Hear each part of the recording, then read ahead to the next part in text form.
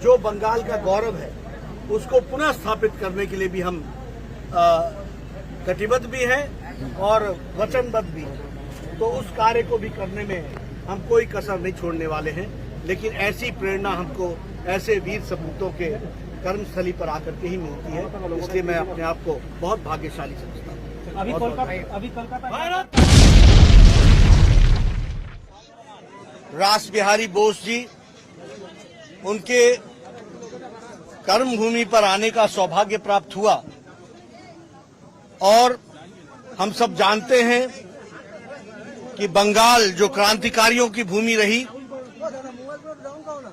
वीर योद्धाओं की भूमि रही, सामाजिक नेतृत्व देने वाली भूमि रही, ऐसी भूमि से संबंध रखने वाले हमारे क्रांतिकारी रास बिहारी बोस के कर्मभूमि पर मुझे आने का सौभाग्य मिला है।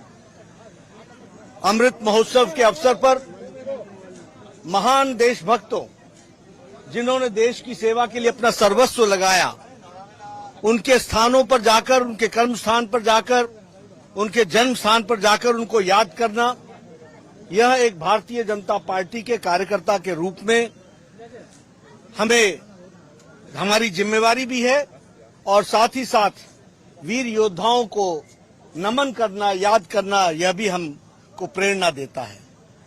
आज जब मैं यहां आया हूं तो हम महान क्रांतिकारी रास बिहारी बोस जी को याद करते हैं।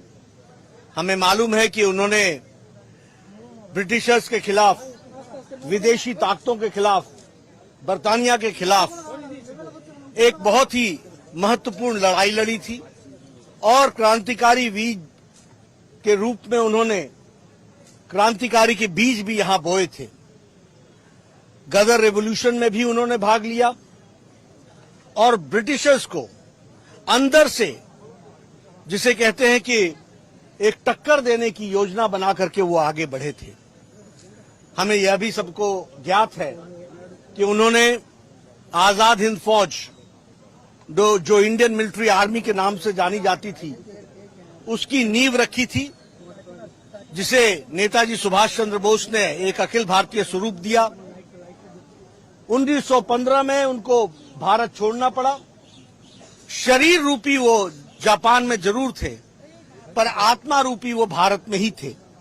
और उनका लिटरेचर, उनकी बातचीत जो हमें देखने को मिलती है और पढ़ने को मिलती है, वो बताता है कि किस तरीके से उन्होंने आजाद हिंद फौज को और क्रांतिकारी लड़ाई को यहां पर अंजाम देने में अपना योगदान किया।